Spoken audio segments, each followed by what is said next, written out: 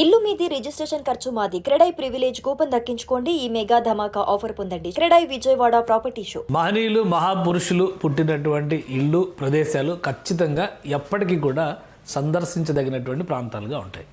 మహానటుడిగా మహానేతగా తెలుగు నేలపైన తనదైన శైలిలో చరిత్రను లిఖించినటువంటి నందమూరి తారక రామారావుకి సంబంధించిన చెన్నై నివాసం ఇప్పుడు అమ్ముడుపోయింది. అసలు ఎందుకు అమ్మేశారు, ఎవరు కొన్నారు, ఆ నివాసాన్ని ఒక మాన్యుమెంట్గా ఉంచాలి అనేటువంటి కోరిక ప్రతి అభిమానిలోనూ ఉంటుంది. ఇప్పుడు ఆ నివాసాన్ని ఏం చేయబోతున్నారు, ఈ అంశాలను విశ్లేషించేటువంటి ప్రయత్నం చేద్దాం. మనతో పాటు సీనియర్ జర్నలిస్ట్, పొలిటికల్ అనలిస్ట్ ప్రభు గారు ఉన్నారు. ప్రభు గారు నమస్తే. నమస్తే. ప్రభు గారు, ఊహించిన విధంగా ఎన్టీ రామారావు గారిది ఆ మధ్య ఎలక్షన్స్ ముందరనుకుంటా బాగా ప్రచారం జరిగింది. చెన్నైలో ఒక ఇల్లు పాతబడిపోయింది, ఎవరు పట్టించుకోవట్లేదు. ఇప్పుడేమో ఏకంగా అమ్ముడుపోయింది, అది ఎవరికో అమ్మేశారు, కొనేశారు అని చెప్పని అంటున్నారు. ఏంటి అసలు ఏం జరిగింది దీనికి సంబంధించి? నిజంగా రామారావు గారి ఇల్లుని మాన్యుమెంట్గా చేయాలి, దాంట్లో ఉన్నటువంటి అప్పట్లో ఆయన వాడినటువంటి కాస్ట్యూమ్స్ కానీ సెట్ ప్రాపర్టీస్ ఇవన్నీ కూడా అలా ఉన్నాయి. ఒక శిథిలావస్థకు వస్తున్నటువంటి పరిస్థితి ఉన్నటువంటి సందర్భం ఉంది. అయితే దాన్ని వాళ్ళ కుటుంబం నందమూరి రామారావు గారి, ఎన్టీ రామారావు గారి కుటుంబం అంటే తెలిసిందే, చాలామంది కొడుకులు, కోడళ్ళు, మనవాళ్ళు అందరూ సెలబ్రిటీస్, ఆల్మోస్ట్ అందరూ కూడా చాలా ఉన్నతమైన పొజిషన్ ఉన్నటువంటి వాళ్ళే. అయితే ఇప్పుడు ఆ ఇంటిని ఏం చేయాలనేటువంటిది కుటుంబ సభ్యుల మధ్య ఒక ఇదిగా జరుగుతుంది. ఏ నిర్ణయం తీసుకునే పరిస్థితి అందరూ కలిసి దాని పట్ల ఒక ఇది తీసుకోవటం అనేటువంటిది సాధ్యపడలేదు. ఈ లోపల ఒక అనుకోని ఒక సంఘటన జరిగింది. ఓకే. ప్రముఖ నిర్మాత చదలవాడ శ్రీనివాసరావు గారు, ఆయన ఏషియన్ టింబర్ డిపోస్ని బాగా ఇండియాలోనే one of the top timber merchants వాళ్ళు. Okay okay. Top range timber merchants, international లెవెల్లో టెంపర్ బిజినెస్ చేసేటువంటి వ్యక్తి. అలాగే తెలుగులో చాలామంది ఆ రోజుల్లో కృష్ణ గారితో, కృష్ణరాజు గారితో, చౌన్ బాబు గారితో, నాగేశ్వరరావు గారితో, వీళ్ళందరితో గొప్ప అనుబంధం కలిగినటువంటి వ్యక్తి, సినిమాలు తీసినటువంటి వ్యక్తి ఆయన. వాళ్ళు చదలవాడ బ్రదర్స్, చదలవాడ తిరుపతిరావు గారు, చదలవాడ శ్రీనివాసరావు గారు, ఇద్దరు కూడా ఇండస్ట్రీలో చాలా ఇతమైనటువంటి వ్యక్తులు, చాలా ఆఫ్కోర్స్ వెల్ బ్లెస్డ్ పీపుల్, కోటాను కోటీశ్వరులు. అయితే ఆయన అనుకోకుండా మన చెన్నై ఏదో పని మీద వెళ్తుంటే పక్కన ఉన్నటువంటి వ్యక్తి ప్రసన్న కుమార్ గారిని, ప్రొడ్యూసర్ ఉన్న రామారావు గారి కుటుంబానికి చాలా సన్నిహితమైనటువంటి వ్యక్తి, కౌన్సిల్ సెక్రటరీగా చేస్తున్నారు. ఆయన వీళ్ళందరూ సరదా ఏదో పని మీద మెడ్రాస్ వెళ్ళి వస్తుంటే ఇదే రామారావు గారి అని అంటాం జరిగిందంటే, రామారావు గారిలో ఒకసారి చూద్దాం అని చెప్పేసి ఈయన అంటాం. ఇంట్లో లోపలికి వెళ్ళేటప్పటికి ఆ గేట్ మీద చెయ్యేస్తే కూడా వాచ్మెన్ వచ్చేసి అని చెప్పి ఆ గొడవ చేశాడంట. ఇంతలో వెంటనే ఇప్పుడు ఇప్పటికీ అక్కడ ఒక భద్రత కానీ నిర్వహణ కానీ ఉంది. ఒక వాచ్మెన్ ఉంటాడు, అనుకున్నంత స్థాయిలో లేదు, ఒక వాచ్మెన్ మాత్రం ఉంటాడు. ఇంతలో చేసేటప్పుడు అప్పుడు మోహన్ కృష్ణ గారికి ఫోన్ చేసి, రామారావు గారి అబ్బాయికి మోహన్ కృష్ణ గారికి ఫోన్ చేసి ఇలా ఇల్లు చూడటానికి వచ్చామంటే, అప్పుడు ఆ వాచ్మెన్కి ఫోన్ చేసి చెప్తే వాచ్మెన్ తలుపులు తీసితే లోపలికి వెళ్ళి చూస్తే ఇల్లంతా అసలు ఒక ఇదిలో ఉంది. అప్పటి ఆ జ్ఞాపకాలు ఇప్పటికీ అవన్నీ ఉన్నాయి. రామారావు గారి జ్ఞాపకాలు కానీ, రామారావు గారు సంచరించినటువంటి ప్లేస్, ఆ మహానుభావుడు నడిచినటువంటి, ఆ మహానుభావుడు నివసించినటువంటి ఇల్లు అనమాట అది. వీళ్ళందరూ రామారావు గారి ఆ సంస్థానం మొత్తం, ఆ సంతానం మొత్తం పెరిగినటువంటి ఇల్లు అది. ఆ ఇదిని చూడగానే ఈయనకి చాలా అభిమానం తన్నుకొచ్చింది చదలవాడ శ్రీనివాసరావు గారికి. ఇల్లు ఏం చేస్తున్నారు, దీన్ని ఎలా ఉంచారు, ఏం చేస్తున్నారంటే, ఏం లేదు అలా ఉంచామంటే, అమ్ముతారా, నేను కొంటాను అని అన్నాను.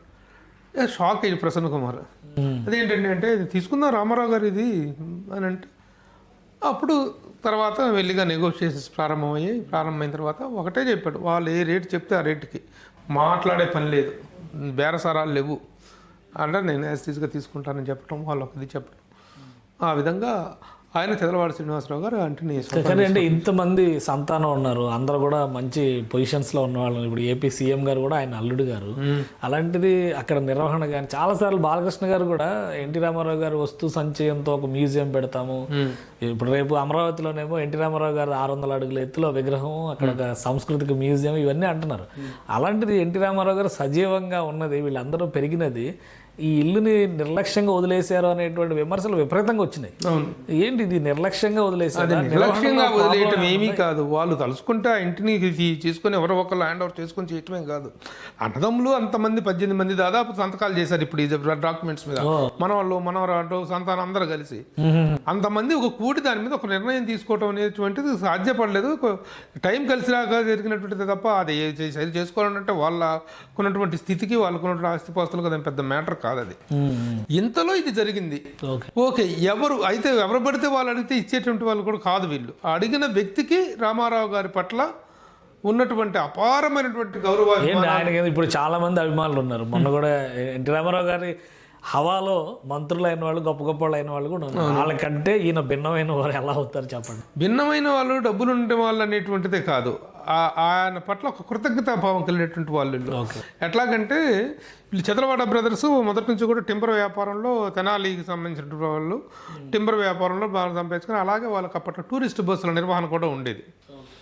రామారావు గారు ఉన్నట్లుగా ఒక ఉధృత స్థాయిలో ఉన్న రోజులు అంటే దాదాపు 1960s ఆ ప్రాంతాల్లో, 60s 70s ఆ ప్రాంతాల్లో అప్పట్లో ఈ టూరిస్ట్ బస్సుల వాళ్ళకి ఒక ప్రధాన ఆకర్షణ ఏంటంటే తిరుపతి పుణ్యక్షేత్ర దర్శనము, తిరుపతి ఆ చుట్టుపక్కల ప్రాంతాలతో పాటు ఇంకొక ప్రధాన ఆకర్షణ ఎన్టీ రామారావు గారి దర్శనం. ఓకే, ఉదయం 7 మద్రాసు తీసుకెళ్ళి మెడ్రాస్లో ఎన్టీ రామారావు గారి దర్శనం. ఆ విధంగా టూరిస్ట్ బస్సులు నడుపుతూ రామారావు గారిని ఆల్మోస్ట్ ఈ టూరిస్ట్ బస్సులతో పాటు రెగ్యులర్గా వెళ్ళటం, ఆయన చూడటం. ఆ రోజున ఆయన వచ్చి ఆ టూరిస్టులతో పలకరిస్తాం, ఆప్యాయంగా పలకరిస్తాం. ఏం బ్రదర్ ఏ ఊరు, వాళ్ళకి భోజనాలు కూడా ఏర్పాట్లు చేసేవాళ్ళని చెప్పారు. ఏం బ్రదర్ ఏ ఊరు మీది, ఎక్కడి నుంచి వచ్చారు, ఎలా ఉన్నాయి, రైతులు ఎలా ఉన్నారు, వర్షాలు ఎలా ఉన్నాయి, పంటలు బాగా పండుతున్నాయి, ఇలాంటి కుశల ప్రశ్నలతో ఆయన అందరినీ పలకరించేవాళ్ళు. పొద్దున్నే మేకప్ వేసుకొని కూర్చొని వీళ్ళ కోసం ఒక 6:30, 7 దగ్గర నుంచి ఒక 8 దాకా స్పెండ్ చేసి అప్పుడు షూటింగ్కి వెళ్ళేవాళ్ళు. అలా టూరిస్ట్ బస్సులు నిర్వహించిన వాళ్ళు వీళ్ళు. సో అంటే ఆ బిల్డింగ్లోనే అప్పుడు ఉండేవారు, అక్కడికే వీళ్ళు బస్సులు నడిపేవాళ్ళు. అదనమాట ఆ అనుబంధం. ఆ తర్వాత కాలం కలిసి వచ్చి వీళ్ళు చాలా పెద్దవాళ్ళు అయ్యారు, చాలా చాలా వేల కోట్ల అధిపతులు అయ్యారు. ఈ రోజున అనుకోకుండా అక్కడికి వెళ్ళి చూడటం అది జరుగుతుంది. రామారావు గారి ఇల్లు అదే కాకుండా వాళ్ళకు దూరపు బంధుత్వం కూడా ఉంది. రామారావు గారికి వాళ్ళ బంధువుల్లో ఎవరికో ఇచ్చి పుచ్చుకోవటాలు జరిగిందనమాట. కాబట్టి ఇవన్నీ అనుబంధాల దృష్ట్యా ఆ ఇంటిని మేము తీసుకుంటామంటే ఎవరు పడితే వాళ్ళు కాదు కదా. రామారావు గారి పట్ల విశేషమైన అపారమైన గౌరవం ఉన్నటువంటి వాళ్ళు కాబట్టి వాళ్ళు చక్కగా దాన్ని మెయింటైన్ చేస్తారని దీంతో ఇచ్చారు. సో ఏం చేస్తారు ఇప్పుడు ఆ బిల్డింగ్ ఏం చేస్తారు? కొన్ని మోడిఫికేషన్స్ అవి కూడా జరుగుతున్నాయంటే ఆ ఫోటోస్ అవన్నీ వచ్చినాయి. ఇప్పుడు అవన్నీ మొత్తం శుభ్రం చేసేసి అది బజుల్లా రోడ్డు, టీ నగర్లోని బజుల్లా రోడ్డు. ఆ బజుల్లా రోడ్డు ఒక వైభవం ఒక రోజుల్లో. ఎదురుగా దాసరి నారాయణరావు గారి ఇల్లు, ఓకే, దానికి జస్ట్ కొంచెం పక్కన దాసరి బిల్డింగ్ ఎదురుగా బిల్డింగ్ దాసరి నారాయణరావు గారి ఇల్లు. ఇది డిఎన్ఆర్, ఎన్టీఆర్, డిఎన్ఆర్. ఇక రామారావు దాసనారావు అంటే రాత్రి 10 దాకా, తెల్లారి 3 దాకా కథా చర్చలు అవి జరుగుతూ ఉండేవి. ఈయన నిద్రలేసే టైం ఇది. ఆయన ఇంకా బజార్కి ఎవరు వాచ్మెన్లు, గుర్కాలు అవసరం లేదు, వాళ్ళిద్దరికి ఆపలే సరిపోతుంది అనుకునేటువంటిది పెద్ద ప్రతీతి అప్పట్లో. ఆ విధంగా ఆ ఇంట్లో ఇప్పుడు పెద్ద ఫ్లైఓవర్ పడింది, చాలా బిజియెస్ట్ రోడ్ అయింది అది.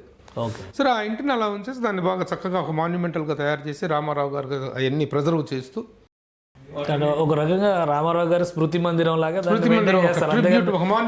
కూల్ చేసో లేదా ఇంకోటి ఏదో.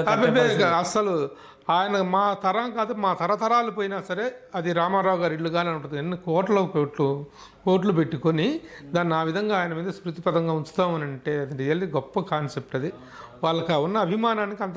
ఎవరైనా కొనుక్కుంటే ఏం చేస్తారంటే కొలగొట్టేసి అపార్ట్మెంట్స్కి డెవలప్మెంట్కి ఇస్తారు. 1000 గజాల స్థలం దగ్గర. ఆ శ్రీనగర్లో 1000 గజాలు అంటే మామూలు ప్రాపర్టీ కాదు అది. అక్కడ చాలా డిమాండ్ ఉంటుంది. అలాంటి దాన్ని ఇంకా మోడలింగ్ చేసేసి చక్కగా తయారు చేసి దాంట్లో మన దానవీర సూరకర్ణలో సింహాసనం మీద కూర్చుని ఉంటారు రామారావు గారు. ఆ సింహాసనం కూర్చున్నట్టు దాన్ని మళ్ళీ అలాగే రెప్లికా తయారు చేయించి దాంట్లో రామారావు గారి విగ్రహాన్ని అలా ప్రతిష్ఠింపజేయాలనేటువంటిది వాళ్ళ ఆకాంక్ష. చదలవాడి శ్రీనివాసరావు గారు వ్యక్తం చేసినటువంటి. ఇంతమంది కొడుకులు, ఇంతమంది సంతానం ఎవరో చేయలేంది చదలవాడి శ్రీనివాసరావు గారు చేయలేంది అనేది కాదులేండి. నిజంగా ఇదేంటంటే ఇది ఒక చిన్న విమర్శకు దావిచ్చేటువంటిది. అవును, అంటే అందరిలో అదే ఉంది. ఇప్పుడు నిజంగా ఆయన ఘనత నుంచి వీళ్ళంతా ఉద్భవించిన వారు అయినప్పుడు ఆయనను గౌరవించుకోవాల్సిన బాధ్యత ముందు వీళ్ళకు ఉంటుంది కదా. ఈ ప్రశ్న ప్రతి ఒక్కళ్ళు విమర్శ చేసే వాళ్ళు అందరూ అంటారు. సో ఆ చర్చకి ఎవరు సమాధానం చెప్తారు? ఆ చర్చకు సమాధానం ఏం లేదు. వాళ్ళు చేసుకోలేక కదా, నిజంగా చేసుకోలే. వాళ్ళకు ఉన్నటువంటి దీంట్లో అంతమంది కలిసి వచ్చి దానికి ఒక కార్యాచరణ రూపొందించుకోవటానికి సాధ్యపడలేదు. అనుకోకుండా అది వాళ్ళు అనుకుంటున్నారు త్వరలో చేద్దాం అనుకుంటున్నారు. బాలకృష్ణ గారు ఆ విషయంగా కొన్ని నిర్ణయాలు తీసుకోబోతున్నారు. ఇంతలో ఇది కలిసి వచ్చింది. వీళ్ళు నేను తీసుకుంటాను, నేను దాన్ని చేసుకుంటాను అని వీళ్ళు ముందుకు రావటం ఇది ఒక గొప్ప చేశారు. అదే అంతే అభిమానులుగా. ఇంకోటి ఏంటంటే వాళ్ళు చేసుకుంటే అది పెద్ద ఇది కాదు. ఒక అభిమానిగా వీళ్ళు తీసుకొని దాన్ని చేయటం అనేటువంటిది రామారావు గారికి వచ్చినటువంటి వారి పట్ల ఉన్న గౌరవానికి ఒక చిహ్నంగా చెప్పుకోవచ్చు మనం. సో ఇంతమంది సంతకాలు పెట్టారు అంటారు కదా. ఒక డౌట్ నాకేంటంటే, అంటే అడగొచ్చో తెలియదు.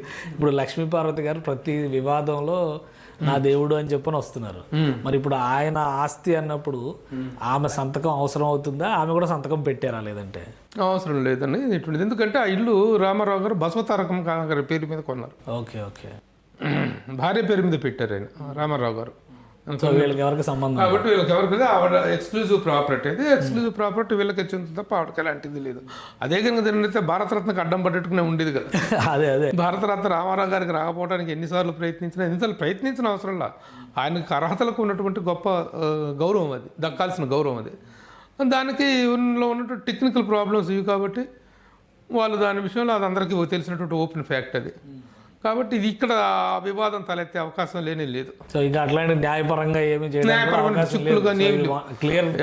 ఎవరైతే original legal heirs of that property అనేటువంటి వాళ్ళు ఉన్నారో వాళ్ళందరూ సంతకాలు చేయడం జరిగింది, కుటుంబ సభ్యులంతా చేయడంతో ఆ సేల్ డీడ్ అనేటువంటిది ఎలాంటి వివాదాలకి తావు లేకుండా క్లియర్ టైటిల్ అంటారు చూసారు, క్లియర్ టైటిల్గా దాన్ని శ్రీనివాసరావు గారు సొంతం చేస్తారు. ఇప్పుడు శ్రీనివాసరావు గారు ఇదంతా రెడీ చేసినాక ఏమన్నా ఆవిష్కరణ చేస్తారు డెఫినెట్గా. ఇంకొక జనవరి నెలాఖరు లేదా ఫిబ్రవరిలో మొత్తం పూర్తవుతుంది. పూర్తయిన వెంటనే ఆ విధంగా ఎన్టీఆర్ హౌస్, ఓకే, దానికి ఎన్టీఆర్ హౌస్ అని నామకరణం చేసి ఆ ఎన్టీఆర్ హౌస్ చిన్న ఇనాగరేషన్ లాగా చేసి ప్రముఖులందరినీ పిలిచి ఒకసారి అందరికీ ఆనాటి జ్ఞాపకాలను అలా గుర్తు చేసేటువంటి ఒక గొప్ప కార్యాచరణ కూడా రూపొందించుకుంటున్నారు చదలవాడి శ్రీనివాసరావు గారు. వాళ్ళు ఏంటంటే వితరణశీలత అనేది డబ్బు చాలా మందికి ఉంటుంది. ఉన్న డబ్బుని సద్వినియోగం చేసుకోవటం, ఒక మంచి కార్యక్రమాలకు వినియోగించినప్పుడే సంతృప్తి అనేటువంటి ఒక కాన్సెప్ట్తో ఉన్నటువంటి. ఎందుకంటే చదలవాడి శ్రీనివాసరావు గారు కరోనా టైంలో ఇండస్ట్రీలో చేసిన సర్వీస్ అంతా ఇంత కాదు. అదే కాకుండా ఇప్పుడు చిత్రపురి కాలనీ వివాదాల్లో ఇరుక్కున్నటువంటి 4,000కు పైగా కుటుంబాలు ఉన్నటువంటి ఆ చిత్రపురి కాలనీ ఈ కోర్టు వివాదాల్లో ప్రభుత్వం స్వాధీనం చేసుకోబోతున్న టైంలో ఆయన కొన్ని కోట్ల రూపాయలు కట్టి దాన్ని విముక్తి చేయించినటువంటి వ్యక్తి. Okay okay. ఈ రోజున ఆ చిత్రపురి కాలనీ కుటుంబాలన్నీ కూడాను ఆయనకి రుణపడి ఉంటాయి. సో అప్పట్లో ప్రభాకర్ రెడ్డి గారు చేసిన త్యాగం వృధా పోకుండా చేశారు ఆయన. అది వాళ్ళకి ఆయనకి ఇంకా ఆ డబ్బు తిరిగి చెల్లించాల్సినటువంటి ఉంది. సరే, ఇంకా అది అక్కడ రకరకాల వివాదాలు జరుగుతున్నాయి, అది వేరే విషయం. ఆ విధంగా ఆ ఆపదలో చిత్రపురి కాలనీని ఆదుకుంది కూడా ఈయన.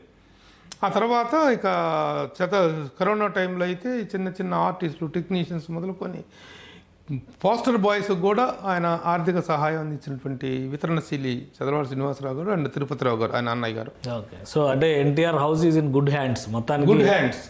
ఎవరో ఏమో ఆందోళన చెందాల్సిన అవసరం లేదు. అది ప్రతి ఒక్కరు కూడా లైఫ్ లాంగ్ వాళ్ళకి అతను ఒకటే రాశారు, నా కొడుకులకు కానీ నా పిల్లలకు కానీ ఎవరికి కూడాను అందరూ కూడాను దీన్ని ఒక వారసత్వ సంపదగా చూసుకోవాలనేటువంటి లక్ష్యాన్ని మాత్రం వ్యక్తం చేసినటువంటి సందర్భం. రైట్. థ్యాంక్ యూ ప్రభు గారు విశ్లేషణ అందించినందుకు. ఇది రామారావు గారి ఇల్లు అని చెప్పని చెన్నై వెళ్ళిన ప్రతి ఒక్కరూ ఇక మీద దర్శించేటువంటి ఒక సందర్శనీయ ప్రదేశంగా ఎన్టీఆర్ హౌస్ని రూపొందిస్తున్నారు చదలవాడి శ్రీనివాసరావు గారు. ఈ సందర్భంగా ఒక చిన్న మాట కూడా మీకు కొసమరుపుగా చెప్పాలి. ఏ మహానటుడు, మనకు దక్షిణ భారతదేశంలో 5 మహానటులు ఉన్నారు. అక్కినేని నాగేశ్వరరావు గారు, రామారావు గారు ఆంధ్రప్రదేశ్కి సంబంధించి, తెలుగు దీనికి సంబంధించి, కన్నడ రాజకుమార్ గారు, తమిళంలో శివాజీ గణేశన్ అండ్ ఎంజీఆర్ గారు ఇద్దరున్నారు, కర్ణాటకలో ఇక్కడ ఈయనున్నారు ప్రేమ్ నజీర్ గారు.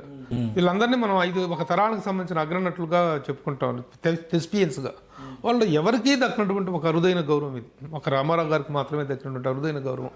అది that is the point to be noted. Right. Thank you Prabhu గారు. ఇది రామారావు గారి ఇల్లు చూడాలనుకుంటే ఇక మీదట హైదరాబాద్ నుంచి మద్రాసు వెళ్ళినా, ఆంధ్ర రాష్ట్రం నుంచి మద్రాసు వెళ్ళినా కానీ ఒక మాన్యుమెంటల్ ప్లేస్గా ఇది తీర్చిదిద్దబోతున్నారు. జనవరి నెలాఖరు నాటికి ప్రముఖుల సమక్షంలో ఎన్టీఆర్ హౌస్ను ఓపెన్ చేసే విధంగా ప్రణాళికను రచించినట్టుగా చెప్తున్నారు ప్రభు గారు. ఇది స్పెషల్ డిస్కషన్. Keep watching.